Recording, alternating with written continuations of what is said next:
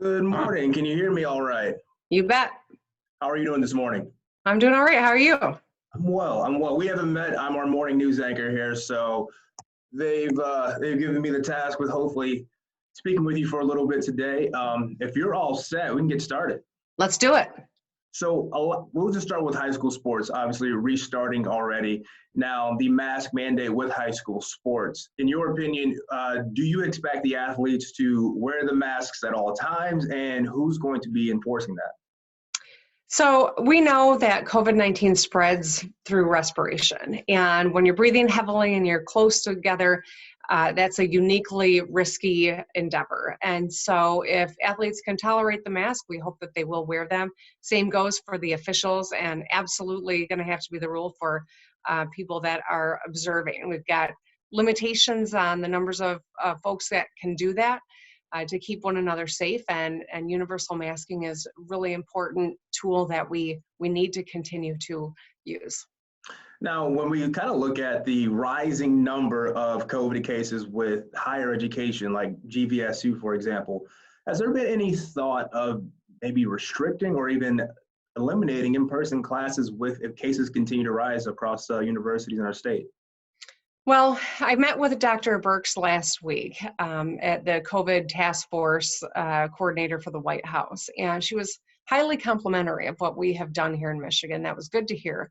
She also observed that, campuses that have brought students back on should keep students on, even if they see a COVID increase, because we don't want students going back to different parts of the country or state and bringing COVID with them. All of that being said, we've got to take whatever action we can to protect our students on campus. And the administrations of all of these campuses have been studying the issue and making determinations. We've been in close contact with them. All of our mutual goal is to keep students safe. At the end of the day, though, it really depends on human decision making, and we're hopeful that students take this seriously, because engagement of education is something that's really important for them personally and for our state. And so we'll continue to work closely with the leaders of our campuses. Now, you recently just signed the bill adding the extra $300 to the unemployment benefits. Why was that such an important thing for you to take care of?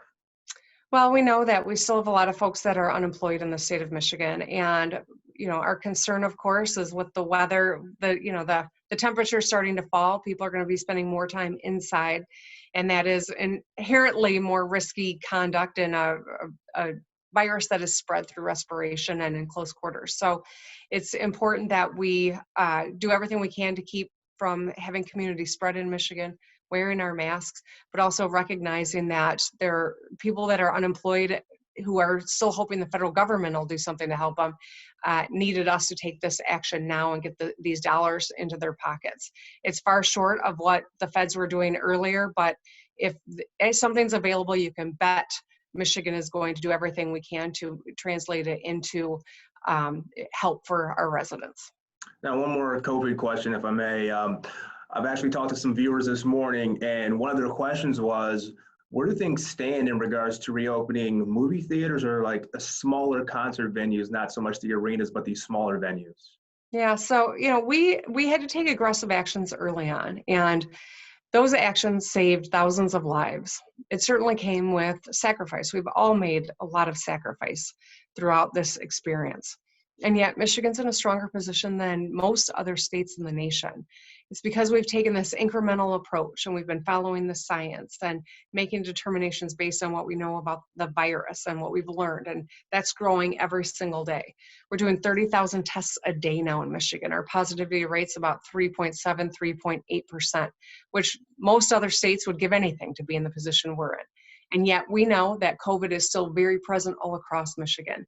And that's why the re-engagement has always had to be incrementally, so that we can get, have some more economic activity and see how it goes. And if a particular activity creates spread, then we'll have to dial back. And that's why it's important that we do this in steps.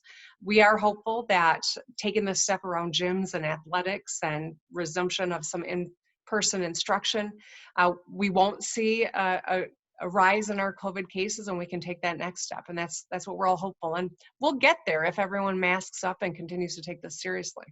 Now, I will tell you that a couple of viewers wanted me to tell you thank you, actually, for what you have done in keeping Michiganders safe. So I wanted to relay that message to you.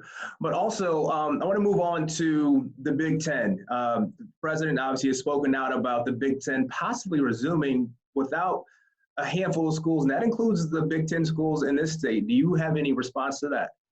Not really. I mean, the Big Ten determination was made in terms of all of the Big Ten schools coming together and as a conference. It didn't have anything to do with individual governors. So this is, I think, just another tactic of the White House to try to push blame onto someone. The fact of the matter is we are seeing some football being played across the state of Michigan. And I respect the Big Ten Conference for making the decision that they did. I support them. And that's ultimately where the decision is being made.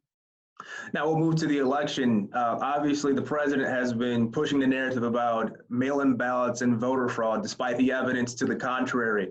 What's being done to secure the sanctity of mail-in ballots as we look ahead to November?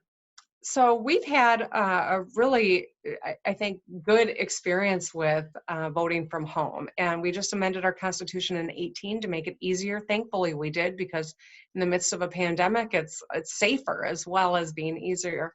We're hopeful that people will go online and apply for that absentee ballot. We're not sending absentee ballots. We have the Secretary of State has sent applications. We hope that more Michiganders will avail themselves of that. But we know that we've got great election integrity in Michigan historically. The efforts to undermine the election come from, frankly, the federal government in terms of undermining our U.S. Postal Service.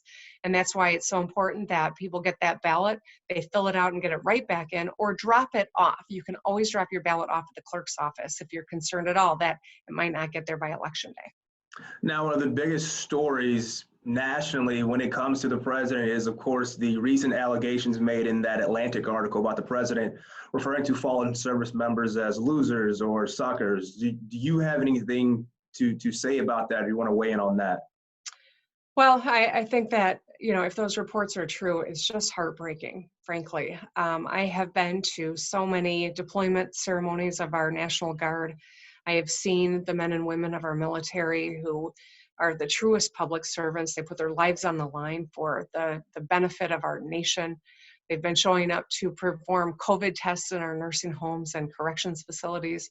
I mean, this is an incredibly honorable public service, and they deserve our respect and support and nothing less.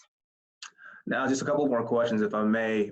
Over the last 3.5 years, you've seen the country kind of go ebbs and flows, if you will. You've endorsed Joe Biden. You did that very early. You were part of the select few that he was considering for the VP nomination. What will an America under Joe Biden look like compared to the last 3.5 years? I think these last 3.5 years have been incredibly divisive. We have seen so many people struggle because of the mishandling of COVID-19, the lack of a strategy. We're 6 months in, we still don't have a national strategy around testing or around the procurement of masks and gloves for our front line. We still don't have a national strategy around the simple act of wearing a mask. And that begets the economic pain that we have. The millions who are unemployed in this country right now, the businesses that haven't made it or on the brink of whether or not they'll make it. The bungling of the COVID response is on the president's watch. And I think that's precisely why Joe Biden, who got us through H1N1, who had Detroit's back when the auto rescue needed to happen, who worked to expand healthcare, is precisely the kind of leader we need right now more than ever, and will restore integrity to the Oval Office and our moral standing in the world. And I think that's something that is important for every American. Governor Whitmer, I have one last question, probably my favorite question that I did get from a viewer this morning. A viewer said, you've made a lot of tough decisions over the last 8 months. What's been the easiest decision for you during the same time?